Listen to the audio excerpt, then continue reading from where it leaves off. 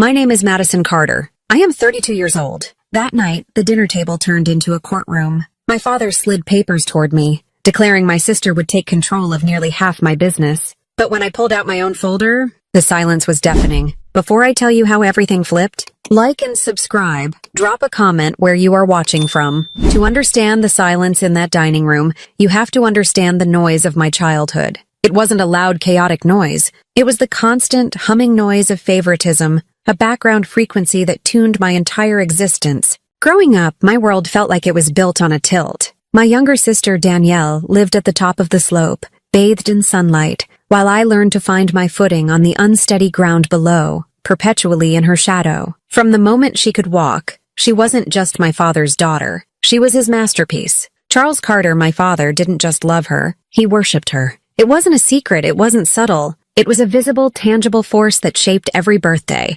every holiday, every school report card, and every quiet dinner of my life. Danielle was the golden child, a title she wore as effortlessly as the designer clothes Dad bought her. Her childhood was a highlight reel of special treatment. When she showed a fleeting interest in ballet at age 6, my father enrolled her in the most prestigious dance academy in the city. Her closet was a testament to his affection, overflowing with dresses from expensive boutiques, each one presented to her with a flourish. I remember watching her twirl in a new velvet dress before a holiday party, the fabric catching the light. My father's eyes would shine with a kind of adoration I never saw directed at me. "My talented girl," he'd say, his voice thick with pride. "Look at her, just like a princess." I would be standing nearby in a dress from a department store, presentable but plain, a silent attendant to the princess. My presence was acknowledged with a quick nod, a perfunctory, "You look nice too, Madison." It was the "too" that always stung,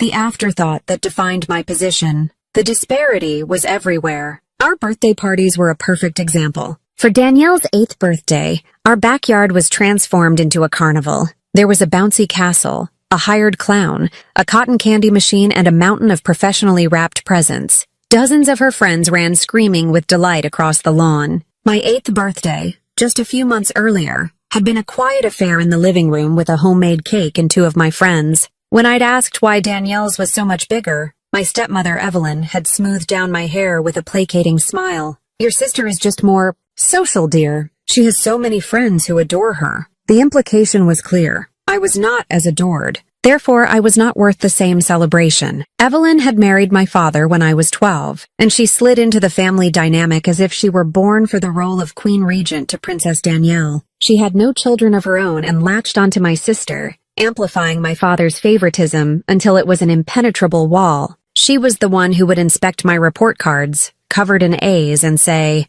"That's wonderful, Madison. It's so important to have a good work ethic." Then she would see Danielle's report card, a mix of B's and C's, and gush, "Oh, Danielle, you're so wonderfully well-rounded. You don't let schoolwork get in the way of living your life." My achievements were a work ethic. Her mediocrity was a well-rounded life. This narrative followed me into high school and beyond. When I made the varsity soccer team, my father attended one game, stood on the sidelines looking at his watch, and left at halftime. When Danielle was cast as the 3rd tree from the left in the school play, he and Evelyn bought a bouquet of roses and took the entire family out for a celebratory dinner afterward. At that dinner, he toasted our little star, and Danielle soaked in the attention. I sat there, my shins bruised from a game-winning slide tackle, and felt completely invisible. Then came college. For Danielle, it was a foregone conclusion. The only question was which prestigious out-of-state university she would grace with her presence. The tuition was astronomical, but my father didn't blink. He spoke of it as an investment in her future,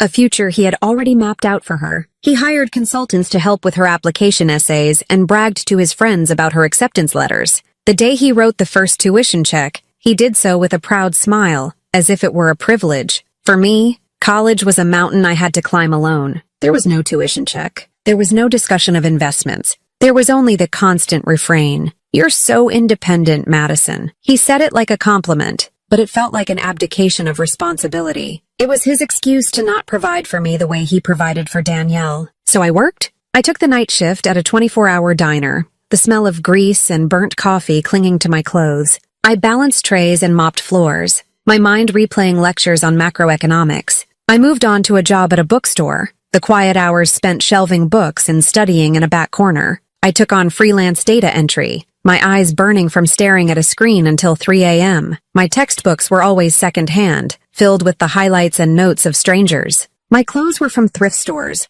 My meals often consisted of instant noodles. I was exhausted, perpetually stressed, but I was doing it. I was earning my degree, dollar by painful dollar. My independence wasn't a choice. It was a necessity. And yet, it was consistently framed as a character flaw. "You're just so selfish for wanting to do everything on your own," Evelyn would say during my rare visits home. "Your father would help if you'd just let him." But I knew what their help meant. It meant control. It meant being indebted to them, giving them leverage. I remembered asking my dad for a small loan for a required chemistry lab kit my freshman year. He'd sighed heavily. "Madison, when are you going to learn to stand on your own 2 feet?" Danielle would never ask for a handout. The hypocrisy was breathtaking. Danielle wasn't asking for handouts. She was receiving a full-body lift, carried through life on my father's shoulders. The feeling of being othered was a constant companion, a ghost that sat beside me in every lecture hall and every late-night study session. It whispered to me that my struggle was my own fault,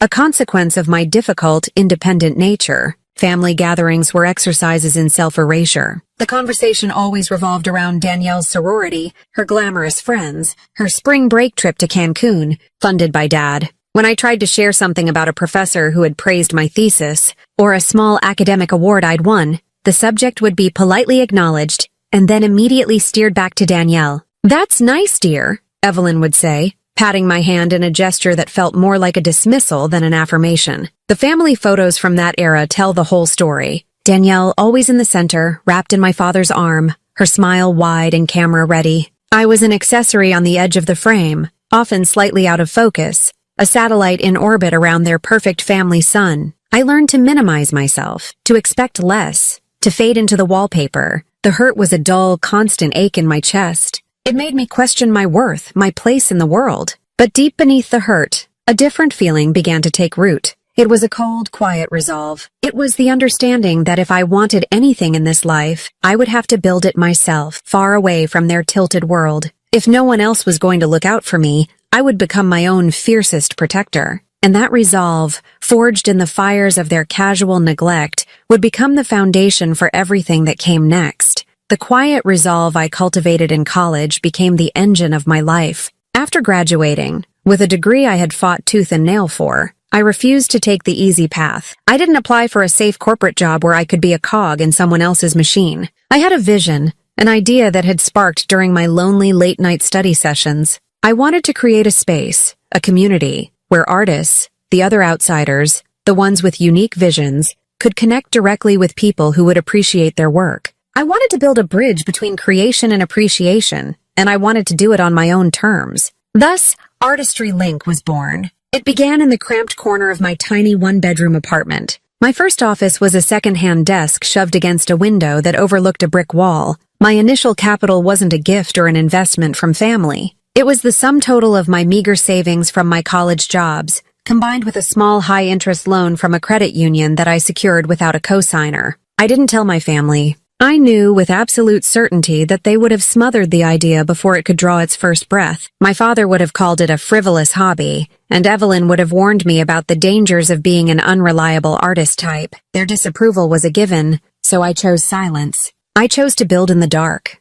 Those first few years were a brutal, relentless grind. I was the CEO, the marketing department, the web developer, the customer service representative, and the janitor. I worked 18-hour days, fueled by cheap coffee and a burning desire to prove something, not just to them, but to myself. I taught myself basic coding from online tutorials, my screen glowing in the dark as I struggled with lines of code until dawn. I cold-called artists, my voice shaking at first, trying to convince them to trust my fledgling platform. I packed and shipped the first orders myself, wrapping each piece with care, writing personal thank you notes to every buyer. There were so many moments of doubt. I remember one night, about a year in, when a server crash wiped out a week's worth of data. I sat on my floor, surrounded by takeout containers, and cried. I was exhausted, broke, and felt utterly alone. The temptation to call my father, to admit defeat, was immense. But then I pictured his face, not with sympathy, but with a kind of knowing pity, a look that would say, "I told you so."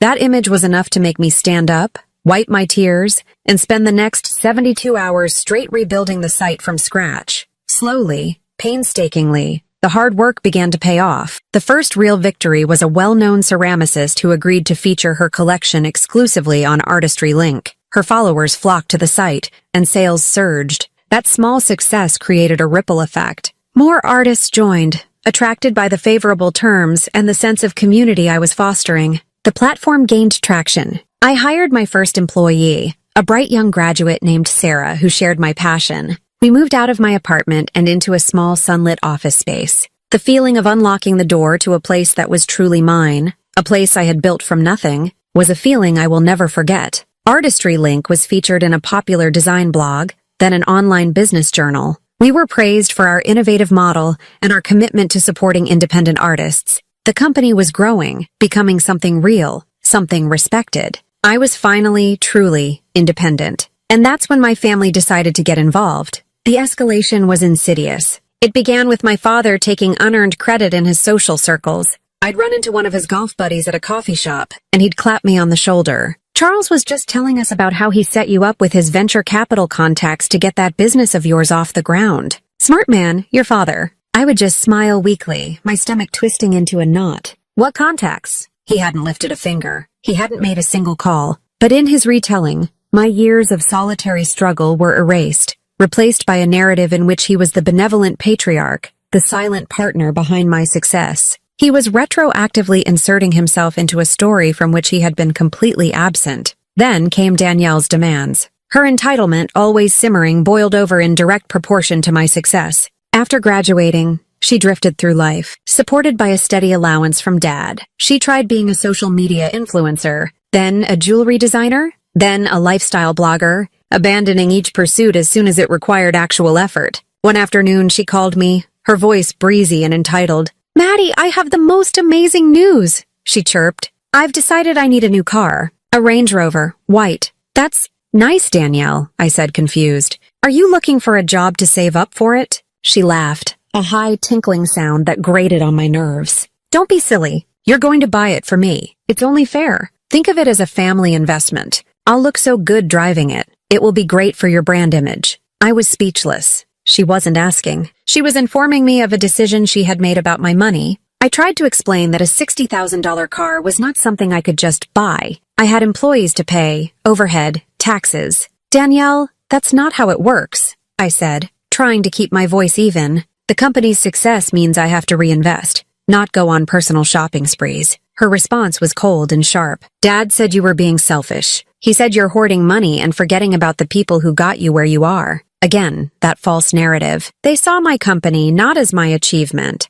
but as a collective family resource that I was unfairly managing. Holiday dinners transformed from emotionally draining obligations into full-blown financial ambushes. The elegant dining room became a boardroom where I was the sole target. One Thanksgiving, my father laid out architectural plans for a massive renovation of their summer lake house. "We're thinking a new deck, a gourmet kitchen. And Madison, we were hoping you'd be the primary investor for this project. Think of the wonderful family memories we'll create." He said it with a magnanimous smile, as if offering me a golden opportunity. He wasn't asking for a loan, he was assigning me a bill. I tried to refuse politely but firmly. "Dad, I can't. The business needs every spare dollar right now for expansion." His face darkened instantly. The jovial host vanished, replaced by a cold, angry patriarch. "Ungrateful," he spat, his voice low enough that only I could hear. "After everything we've done for you." Evelyn, sitting beside him, patted his arm. "Family helps family, Madison,"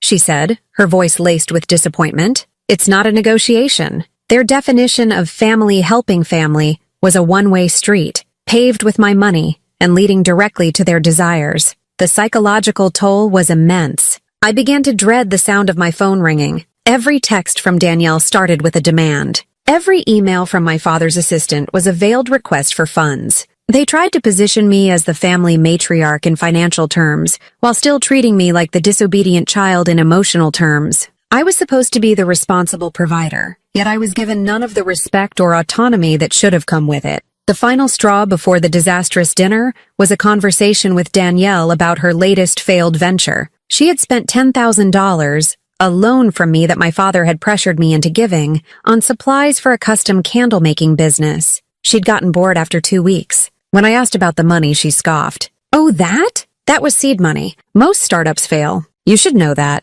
She treated my hard-earned cash like play money, a consequence-free resource to fund her whims. It was then that I realized they would never stop. Their appetite for my success was insatiable. They wouldn't be content with small bites. They wanted to devour the whole thing. The pressure was building, and I knew, with a certainty that chilled me to my core, that a confrontation was inevitable. They were coming for my company. I just didn't realize how soon, or how brutally, they would make their move. The atmosphere in my father's marble-floored dining room always felt performative, like a stage set for a play about a wealthy, happy family. The heavy damask curtains were always drawn, shutting out the real world and creating a bubble of opulent isolation. The long mahogany table was always polished to a mirror shine, reflecting the cold light of the crystal chandelier above. It was a beautiful room, but it was not a warm one. It was a room for announcements and judgments, not for connection. On this particular night, the chill in the air had nothing to do with the temperature. It was a deliberate, suffocating coldness,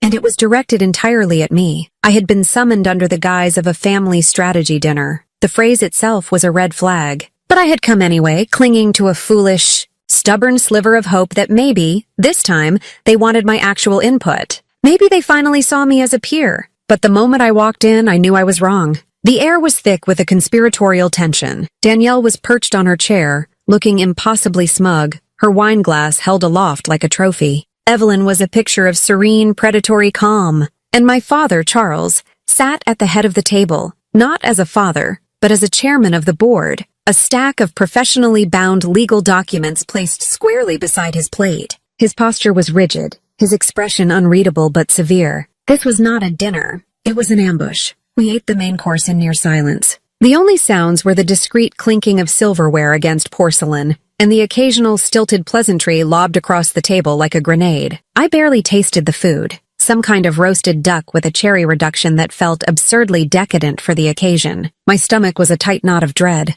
I could feel their eyes on me, watching me, waiting. It felt like they were savoring the moment before the kill. As soon as the plates were cleared, my father placed his hands flat on the table, a gesture of finality. He cleared his throat, a sound that cut through the silence and signaled the beginning of the proceedings. "Madison," he began, his voice devoid of any warmth. It was the same tone he used with underlings in his business, a tone of command, not conversation. "We need to have a serious discussion about the future of Artistry Link." My heart, which had been hammering against my ribs, gave a painful lurch. This was it. He didn't wait for a response. He picked up the stack of documents and shoved them across the polished table. The papers slid with a soft, sinister hiss, a sound that seemed to echo in the cavernous room. They stopped just inches from my water glass. I stared at the cover page. The bold black letters seemed to mock me. Transfer of business interest and corporate restructuring agreement.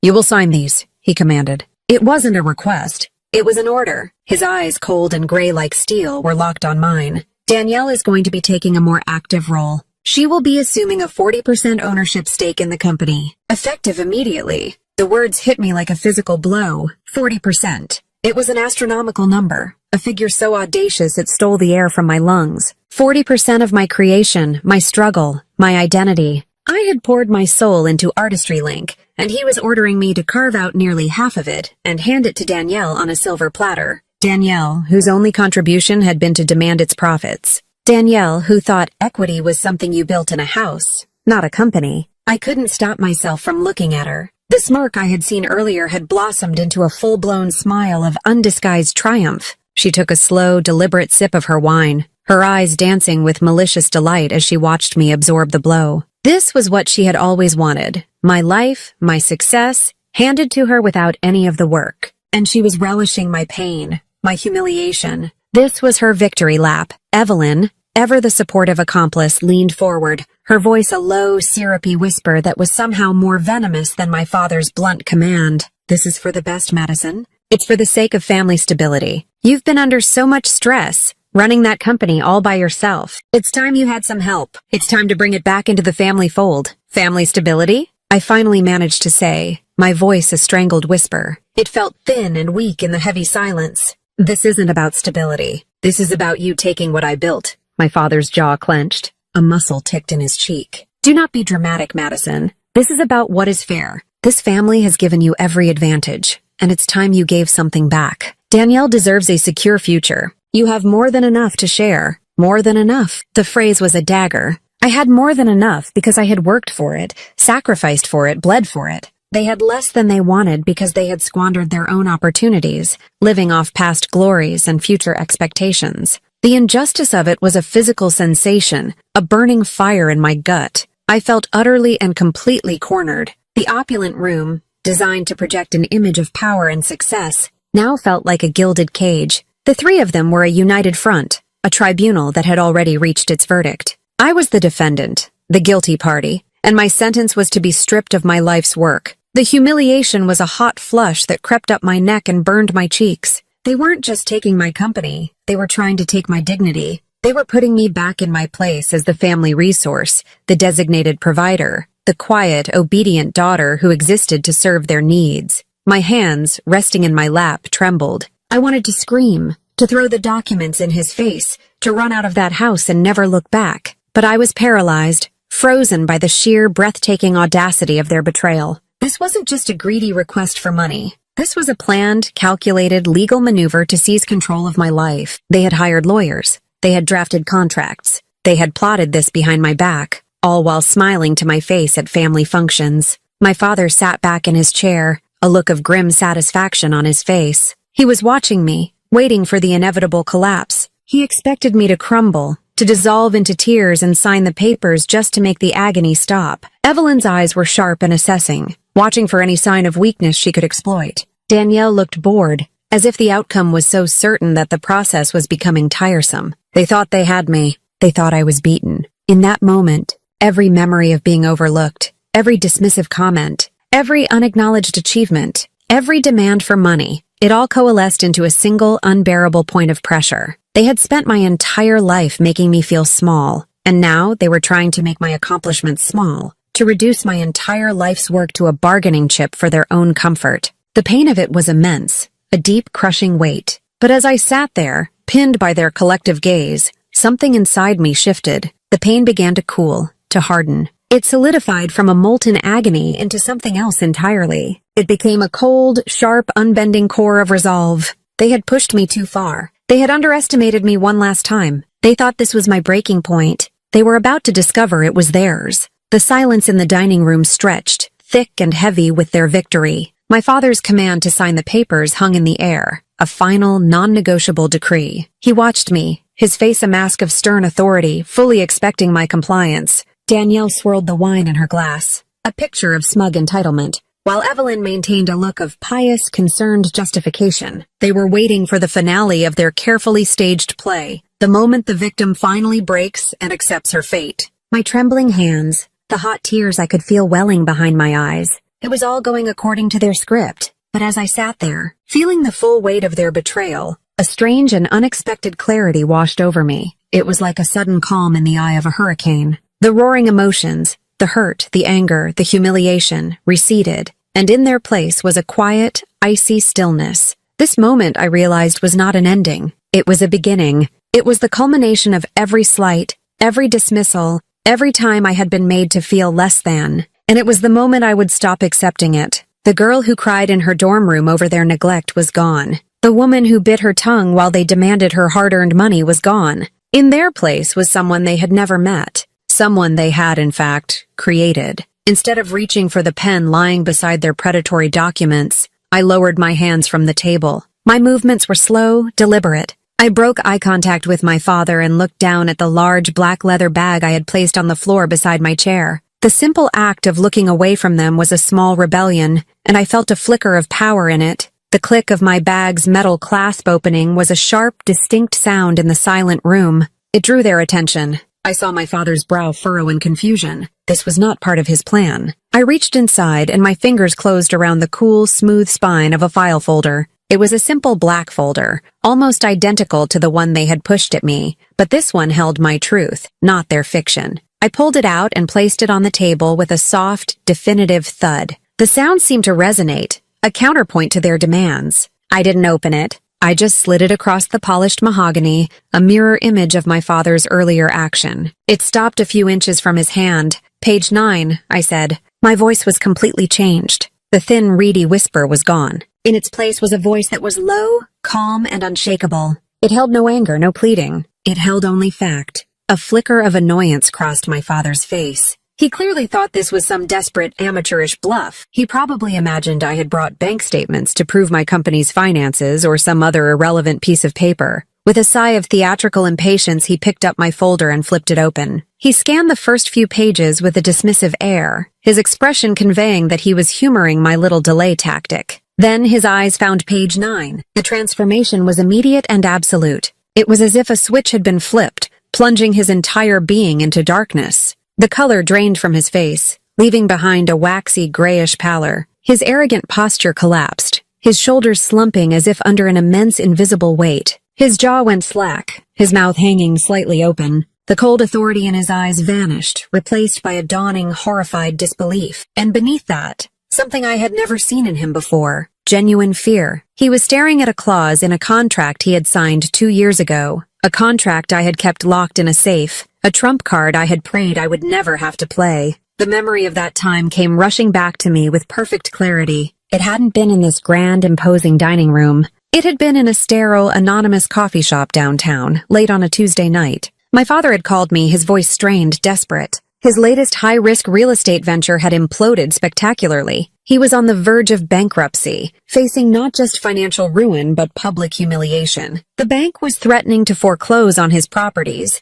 including the house we were now sitting in. He was broken. The powerful patriarch was gone, replaced by a terrified man begging his forgotten daughter for help. He needed money, a lot of it, and he needed it quietly. He couldn't go to his friends or business partners without his world of carefully constructed success shattering. So he came to me. He promised he would pay me back with interest. He swore it was just a temporary setback. A part of me, the part that still yearned for a father's love, wanted to just write the check. But the other part of me, the part that had been forged in his neglect, knew better. I called my lawyer, a sharp, no-nonsense woman named Ms. Albright. "Protect yourself, Madison," she had warned me. "Hope for the best, but prepare for the worst. Sentiment has no place in a contract." So, we drafted the agreement. It was a bailout, a substantial loan that would save his company and his home. And buried within the dense legalese on page 9 was the collateral clause. It stipulated that if the loan was not repaid within a specified time frame, or if any attempt was made to seize control or assets from my own company, Artistry Link, then majority voting control of my company would legally and irrevocably transfer to me, solidifying my position beyond any doubt. It was a defensive measure, designed to prevent the very thing he was trying to do tonight. He had been so frantic, so desperate to get the money, that he had signed it without a second thought, barely skimming the pages his daughter had put in front of him. I had quietly had it notarized, filed, and put it away. Back in the dining room, the present slammed back into focus. My father's hand, which had been holding the folder, trembled. His fork, which he had placed on the edge of his plate, slipped from its precarious perch. It clattered onto the marble floor, the sharp metallic sound echoing in the profound deathly silence. It was the sound of his power shattering. He finally lifted his head, his eyes wide and vacant, and stared at me. He was looking at me, his daughter, but it was as if he was seeing a stranger. The obedient, emotional girl he thought he could control and manipulate was gone. In her place was a strategist, a woman who had outplayed him at his own game, using the rules he himself had taught her. Never sign anything without reading the fine print. Danielle, seeing the look on our father's face, finally understood that something was terribly wrong. Her smug expression dissolved into a mask of confused panic. "Dad, what is it? What's on that paper?" she asked, her voice high and uncertain. Evelyn leaned forward, her eyes darting between my father's ashen face and the document in his hand. "Charles, what is this nonsense?" My father didn't answer them. He couldn't seem to speak. He just kept staring at me, the silence stretching on, thick with the weight of his stunning total defeat. The trap he had so carefully laid for me had snapped shut on him instead. And in that deafening silence, I felt the tilted world of my childhood finally, blessedly, begin to right itself. Of course, here is the completion of Madison Carter's story, picking up immediately after the breaking point and carrying through to the resolution. The woman who sat at that dinner table, calm and armed with a black folder, was not born in that moment. She was forged over the preceding 6 months, in the quiet solitude of her apartment and the sterile anonymity of her lawyer's office. My breaking point had not been the documents my father shoved at me. It had been a seemingly insignificant phone call half a year earlier. It was a Tuesday morning, and I was in the middle of a crucial meeting with my development team. My phone buzzed, and it was Danielle. I ignored it, but she called again and again. Fearing an emergency, I excused myself and answered. "What's wrong?" I asked, my heart pounding. "Oh my God, Maddie, it's a total disaster," she wailed. "The clutch on my BMW is acting up, and the dealership says it's going to be like $2,000 to fix. Can you believe it? You have to handle it. Just call them and give them your credit card." I stood there, in the hallway of the company I had built from nothing, and listened to my sister have a meltdown over a car repair, a car I had been pressured into buying for her in the first place. There was no please, no thank you, just a demand, an expectation. I wasn't her sister, I was her personal concierge and bank. In that moment, something inside me didn't just break, it vaporized. The foolish hope I had clung to for years, the hope that one day they would see me, respect me, love me for who I was and not what I could provide, vanished. It left behind a cold, hard vacuum. I told her I would see what I could do and hung up. I didn't call the dealership. I called my lawyer, Ms. Albright. "They're going to come for the company," I told her, my voice flat. "It's not a matter of if, but when. I need to be ready." And so my silent preparation began. While they continued their lives of oblivious entitlement, I began to build my fortress. Ms. Albright was methodical, a woman whose calm demeanor masked a mind like a steel trap. "Power isn't taken, Madison," she told me during our first strategy session. "It is solidified. You already have the power. We just need to make it legally unassailable." Our first step was a deep dive into the company's history and my own financial records. For weeks, I spent my evenings not relaxing or going out with friends, but hunched over boxes of old bank statements, receipts, and email chains. It was a painful archaeological dig into my own history of exploitation. Each document was a fresh cut. There was the scanned receipt for the $5,000 property tax bill I paid on their house when my father had a cash flow problem. The string of emails from Evelyn, gently but firmly reminding me of Danielle's college tuition payment, which I had covered for 2 semesters. The wire transfer confirmations for the tens of thousands of dollars I had loaned my father to cover his bad investments. Loans that were never spoken of again, let alone repaid. I organized it all. I created a spreadsheet, a meticulous, damning ledger of their dependency on me. Every dollar was accounted for, with dates, descriptions, and corresponding documentation. The total was staggering. It was far more than I had realized. I wasn't just supporting Danielle's lifestyle. I was propping up my father's entire facade of success. The man who sat in judgment of me, who called me ungrateful, was standing on a platform I had built for him without his ever acknowledging it. This process was emotionally draining. Some nights I would just sit on the floor of my home office, surrounded by paper ghosts of my past generosity, and weep. I cried for the daughter who had so desperately wanted her father's approval that she had allowed herself to be used. I cried for the family I wished I had, a family that celebrated and protected each other instead of exploiting one another. But with each tear, the cold resolve inside me hardened. My grief was fueling my strategy. While I was documenting the past, Ms. Albright was securing the future. We reviewed every corporate document, every contract,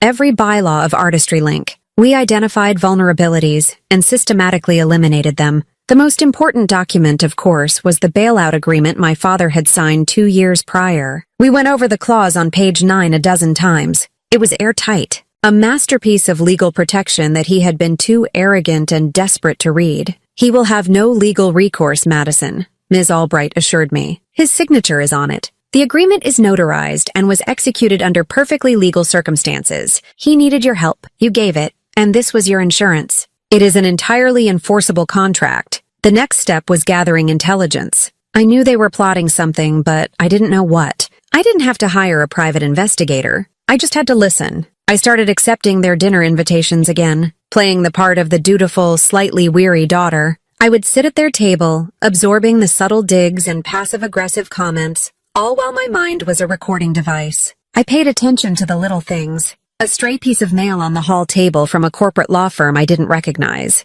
My father mentioning a meeting with his advisors, Danielle bragging about how she would redecorate the office once she started taking a more hands-on, Role at Artistry Link. They were so confident in my passivity, so sure of my eventual submission that they became careless. They spoke in veiled terms around me, but their meaning was crystal clear. They were planning a coup, and they assumed I was too weak or too stupid to see it coming. Each veiled comment, each smug look, was another piece of evidence, another brick in the wall I was building around myself and my company. I had moments of doubt. I would lie awake at night, my heart aching, and wonder if I was being too cold, too calculating. Was this who I wanted to become? A woman who prepared for war with her own family? But then I would remember Danielle's voice on the phone, demanding I pay for her clutch. I would remember my father's dismissive tone when I tried to talk about my own struggles. I would remember Evelyn's saccharine voice telling me to be a good sister and give Danielle what she wanted. And I knew this wasn't a choice between being kind and being cruel.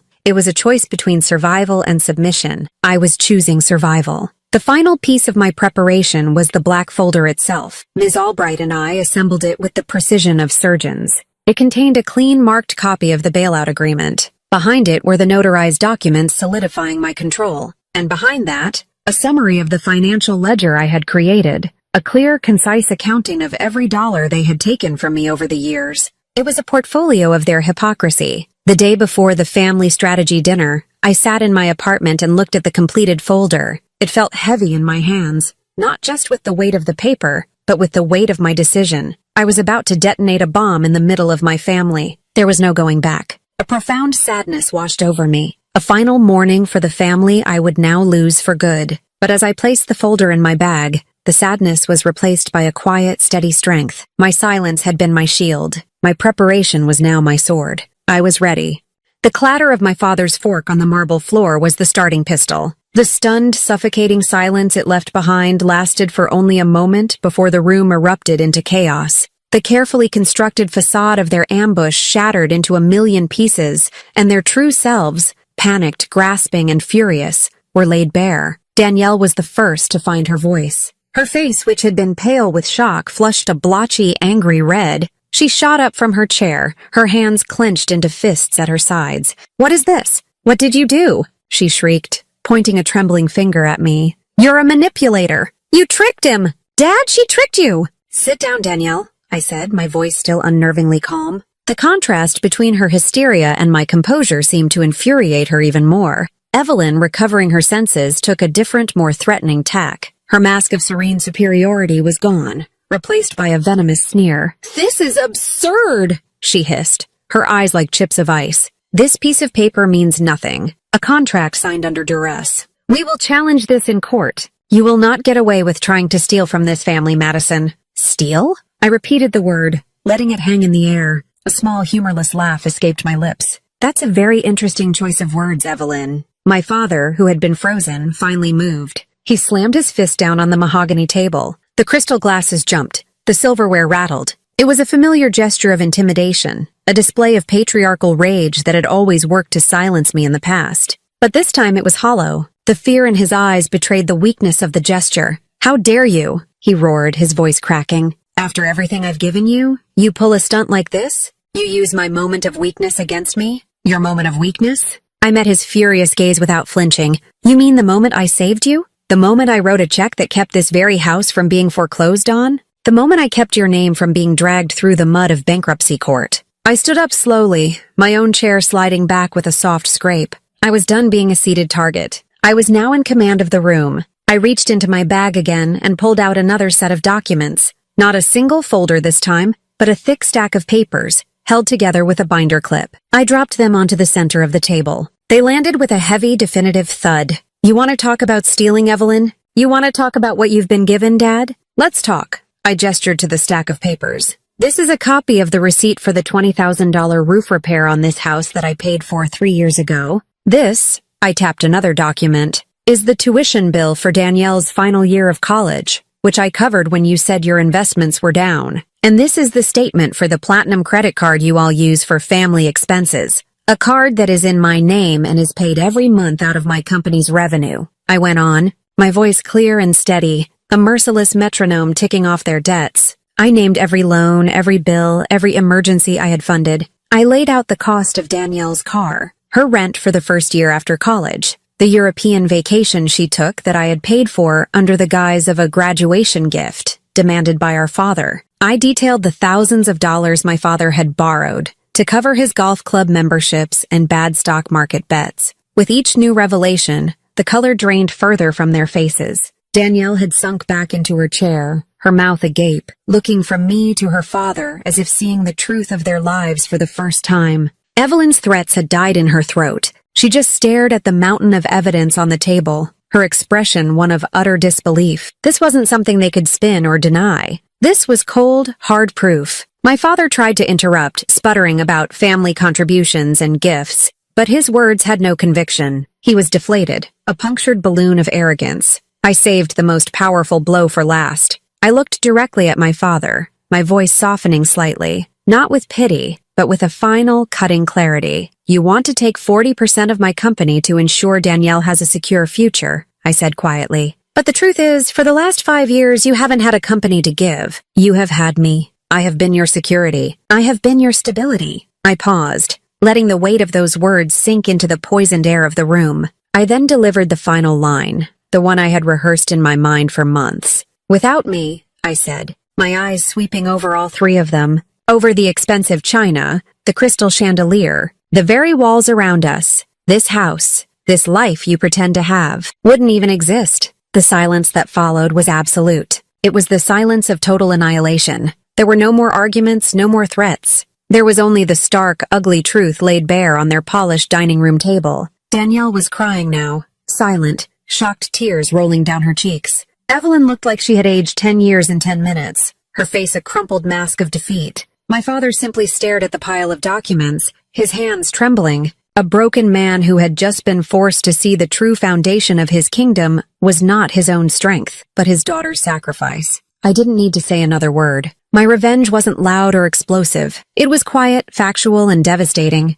I had held up a mirror to them, and they had shattered at the sight of their own reflection. I picked up my bag. I didn't storm out. I didn't slam the door. I simply turned and walked away, leaving them alone in the beautiful cold room with the wreckage of their own making. The greatest justice was not in destroying them, but in simply showing them the truth and walking away, finally, completely, free. I walked out of that house and into the cool night air. Each step down the stone pathway to my car felt lighter than the last. The oppressive weight that had been settled on my shoulders for my entire life was beginning to lift. I didn't look back. I didn't need to. The image of their shattered faces was burned into my memory, a permanent testament to my liberation. The drive home was surreal. The city lights blurred past my windows, a kaleidoscope of colors that seemed brighter, sharper than before. It was as if a filter had been removed from my eyes. I was running on a strange cocktail of adrenaline, grief, and a profound, bone-deep relief. The adrenaline was from the confrontation,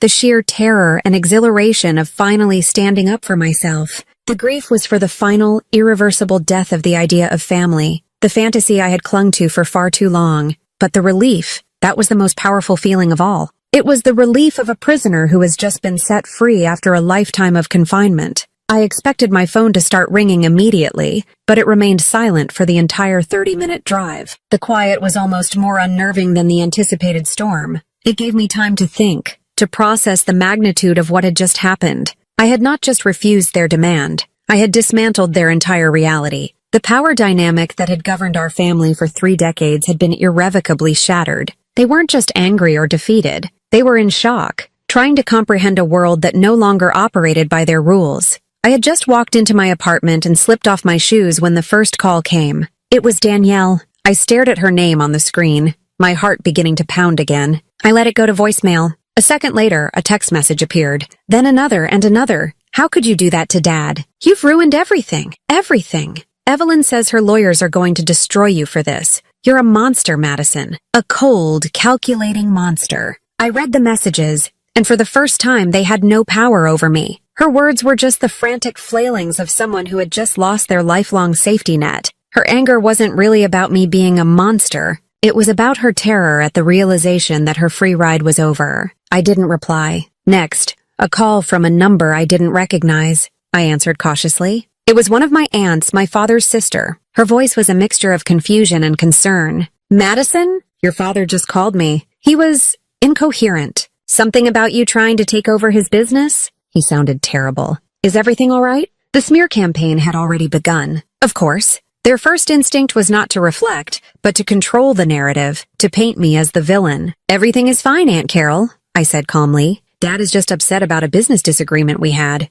It's all a bit of a misunderstanding." I wasn't going to fight their war on their terms, scrambling to defend myself to every relative. My truth would come out in my own time, on my own terms. Then came the call I was dreading most. My father. I watched his name flash on the screen. My hand hovered over the phone, my thumb trembling slightly. A part of me, the wounded child that still lived deep inside, wanted to answer, but I knew what I would hear. Rage, threats, maybe even some pathetic, manipulative pleading. None of it would be an apology. None of it would be an acknowledgement of the truth. It would all be aimed at pulling me back into the drama, back under his control. I silenced the call and let it go to voicemail. A minute later, the notification popped up. A new message. I took a deep breath and played it. His voice was gravelly, a ragged sound torn between fury and desperation. "Madison, you think you're so clever. You think you've won. You have no idea what you've just done. You have destroyed this family. Destroyed it. Evelyn is talking to her lawyers. You will hear from them. You ungrateful child." His voice broke on the last word, not with sadness, but with the impotent rage of a king who had just been dethroned. The message ended abruptly. There was no remorse, no glimmer of understanding, only the shock of a man who could not comprehend his own downfall. He, Evelyn, Danielle, they were all trapped in the wreckage, pointing fingers at the person who had escaped the crash, blaming me for a collision they themselves had caused. They were in shock, not because I had been cruel, but because I had refused to continue playing my assigned role in their tragedy. I saved the voicemail. It was a reminder of why I had to do what I did, a reminder of what I was walking away from. The rest of the night was quiet. I made myself a cup of tea and sat by my window, looking out at the sprawling city. I felt a profound sense of peace settle over me. The shock was theirs, not mine. My shock had happened over a lifetime of small betrayals. Tonight was not a shock. It was a release. They had finally realized that the obedient daughter, the silent provider, was gone. They had realized for the first time that I was the one holding every single card. And their terror at that realization was the sound of my freedom. I turned my phone off, and for the first time in as long as I could remember, I slept through the entire night. The weeks following that dinner were a masterclass in my family's desperation. Their shock curdled into a frantic, clumsy campaign to regain control, not through legal means. As Ms. Albright had predicted, their lawyers quickly informed them they had no case, but through social and emotional warfare. The smear campaign began in earnest. My Aunt Carol's call was just the first drop in a flood of outreach from concerned relatives and old family friends. The story my father and Evelyn were peddling was a work of fiction, casting me as a cold, opportunistic corporate raider who had taken advantage of her own father's generosity to steal the family business. They conveniently omitted the fact that my father's business was long gone and that Artistry Link was entirely my own creation. They painted a picture of a loving family torn apart by a greedy, ungrateful daughter. For a few days, it was difficult. The calls were relentless. Some were sympathetic to my father's version of events, scolding me for my supposed cruelty. Others were simply fishing for gossip. At first I tried to explain, but I quickly realized that engaging in their drama was a losing battle. So I changed my strategy. When a relative would call, I would listen patiently to their second-hand account of my villainy. Then I would say, calmly and without emotion, "That's a very interesting story. I have a rather different set of documents that tell a different tale. If you'd like to see the proof of who has been supporting whom for the past several years, you are welcome to make an appointment with my lawyer." No one ever took me up on the offer. The mention of lawyers and proof was enough to silence the gossip. It was a language they understood, not the language of emotion, but of consequence. While they were busy with their phone calls and whispers, I was moving forward. I had a meeting with my executive team and key investors. I was transparent. I told them there was a family dispute over ownership, that it was a hostile situation, but that I had it entirely under control with incontrovertible legal standing. I didn't share the humiliating details, only the professional facts. Instead of being spooked, my investors were impressed. One of them, a shrewd older woman named Margaret who had been an early supporter, looked at me across the boardroom table and smiled. "Good for you," she said. "Any leader who can't protect their own interests can't be trusted to protect ours. Our confidence in you has just doubled." That meeting was a turning point. It was a validation that came from the world I had built, not the one I was born into. It solidified my resolve. I was a CEO, a leader, and I would act like one. I had a PR firm draft a short, concise statement for any business publications that might catch wind of the rumors. It simply stated that Artistry Link's ownership structure was secure, and that I, Madison Carter, maintained full and sole operational control. It was professional, boring, and utterly effective. It gave the story no oxygen. My final act of untangling was to address the house that was a symbol of their power and my oppression. The house that I had in large part been paying for. I had Ms. Albright send them a formal letter. It was not emotional. It was a business proposal. The letter stated that I, as the primary lien holder on the property due to the outstanding personal loans made to my father, was giving them two options. They could either buy me out for the full amount documented, or we could proceed with a formal sale of the house, from which my investment would be recouped. The fallout from that letter was immediate and explosive, but it was the explosion of a dying star. They didn't have the money to buy me out. Their bluff had been called, and their kingdom was built on a foundation of my money. After weeks of furious unanswered phone calls and threatening letters from lawyers they couldn't afford, they conceded. The house was put on the market. I never spoke to them directly through any of it.